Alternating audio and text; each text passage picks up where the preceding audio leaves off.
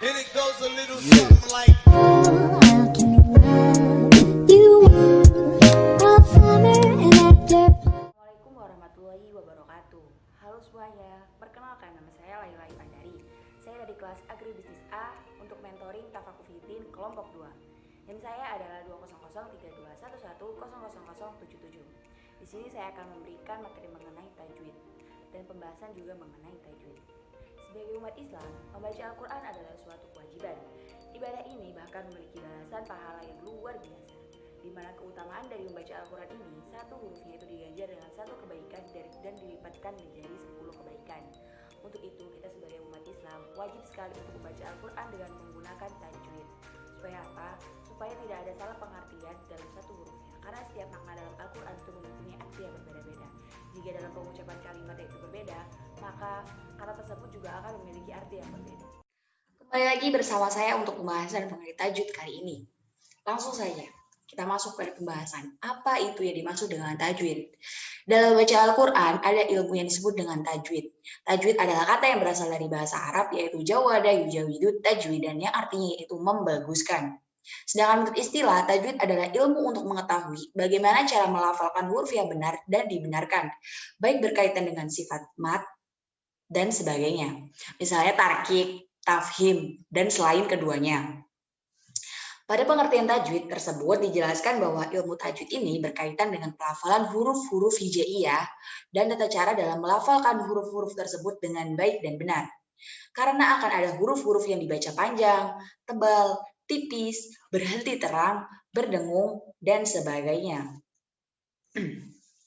Tujuan dari bacaan tajwid ini adalah yang pertama, agar pembaca dapat melafalkan setiap huruf hijaiyah dengan benar yang sesuai dengan makhraj dan sifatnya. Kemudian yang kedua, agar dapat memelihara kemurnian bacaan Al-Quran melalui tata cara membaca yang benar, sehingga keberadaan bacaan Al-Quran saat ini sama dengan bacaan yang pernah diajarkan oleh Rasulullah SAW. Allah Subhanahu wa Ta'ala juga berfirman dalam salah satu ayatnya yang berbunyi sebagai berikut. Sesungguhnya, mengumpulkan Al-Quran dan membacanya adalah tanggung jawab kami. Jika kami telah membacakan, maka kamu ikuti bacaan itu. Quran Surah Al-Qiyamah ayat 17 sampai dengan 18. Dan terakhir yaitu untuk menjaga lisan pembaca agar tidak terjadi kesalahan yang mengakibatkan terjerumus ke perbuatan dosa. Lanjut. Nah, di sini kita akan membaca hukum bacaan tajwid. Yang pertama yaitu nun sukun dan juga tanwin. Macam-macam nun sukun. Nun mati ini hukum bacaannya yang pertama ada izhar halki. Menurut bahasa, izhar itu artinya jelas. Sedangkan menurut istilah, artinya jika terdapat nun mati ataupun tanwin bertemu dengan salah satu huruf izhar itu dibaca jelas. Huruf izhar itu ada 6. Yang pertama ada alif, ha, kho, ain, ghin, ha. Contoh bacanya seperti ini. Salamun hiya. Jadi tidak ada dengung sama sekali dalam perkataannya. Lanjut pada idgham bi gunna. Menurut bahasa, idgham artinya meleburkan. Gunna artinya mendengung. Menurut istilah, artinya jika terdapat nun mati ataupun tanwin bertemu dengan salah satu huruf idgham bi gunna, maka huruf nun mati dileburkan dengan dengung. Huruf idgham bi gunna ini ada 4, yaitu ada ya, nun, mim, waw. Contoh bacanya nih. Syarroyyaroh. Syarroyyaroh. Jadi ada dengung dan juga dileburkan. Lanjut pada idgham bila guna. Menurut bahasa, idgham artinya meleburkan. Bila guna itu artinya tanpa mendengung. Menurut istilah, jika terdapat nun mati ataupun tanwin bertemu dengan salah satu huruf idgham bila guna, maka huruf nun mati tersebut dileburkan tanpa dengung. Nah, huruf idgham bila guna itu ada 2, yaitu lam dan juga ro. Maka cara bacanya adalah hudal lil muttaqin. Hudal lil muttaqin. Jadi hudan yang dimana harokat itu tanwin dimasukkan dengan huruf salah satu huruf idgham bila guna yaitu lam. Jadi tanpa disertai dengung dan juga dileburkan. Kemudian yang terakhir yaitu ada iqlab. Menurut bahasa, iqlab itu artinya membalik. Menurut istilah artinya jika terdapat nun mati ataupun tanwin bertemu dengan salah satu huruf iqlab, maka dibacanya itu membalik menjadi mim. Jadi nun sukun yang tadinya itu bertemu dengan ba, maka dibacanya itu menjadi seperti mim sukun yang bertemu dengan ba. Contoh, Mim ba'dihim. Mim ba'dihim. Jadi huruf nun sukunnya itu hilang, dileburkan menjadi mim. Nah, selanjutnya yaitu ada ikfa hakiki. Ini yang lebih terakhir. Menurut bahasa, ikfa artinya yaitu samar-samar atau menyamarkan. Menurut istilah, artinya jika terdapat nun mati ataupun tanwin bertemu dengan salah satu huruf ikfa hakiki.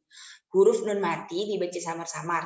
Nah, huruf ikfa ini ada 15, yaitu ta, sa, jim, da, za, shin, sob, do, to, zo, fa, kof, kaf.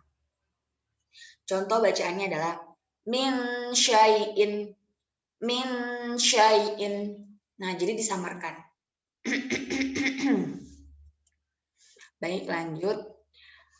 Yang kedua ini ada hukum bacaan tajwid, mim sukun dan juga tanwin. Nah, yang pertama itu ada izhar syafawi. Izhar syafawi ini menjelaskan sebutan mim sakinah tanpa dengung. Yang dimana izhar itu adalah jelas, jadi tanpa disertai dengung dalam pembacaannya. Huruf izhar syafawi ini sangatlah banyak, yaitu ada 26 huruf. Yang pertama ada alif, ta, sin, jim, ha, ho, da, za, ro, za, shin, sob, do, to, zo, ain, ghin, fa, kof, kaf, lam, waw, nun, ha, ya. Contoh bacanya itu seperti ini. Walahum azabun. Walahum azabun.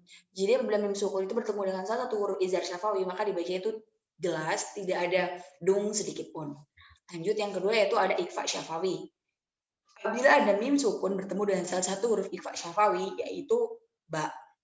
Huruf ikhfa syafawi hanya satu, yaitu ba. Dan yaitu cara melafalkannya itu dengan menyembunyikan sebutan mim sakinah beserta dengung 2 harokat. Contohnya seperti ini. Ya tasim billah. Ya tasim billah. Baik, selanjutnya yaitu ada idgham mimi. Nah, idgham syafawi atau biasa disebut dengan idgham mimi yaitu memasukkan atau menggabungkan mim sakinah kepada mim berbaris beserta dengan dengung 2 harokat. Contohnya yaitu apabila ada salah satu huruf mim itu bertemu dengan huruf mim lagi. Mim sukun. Jadi contoh bacanya adalah walakum ma.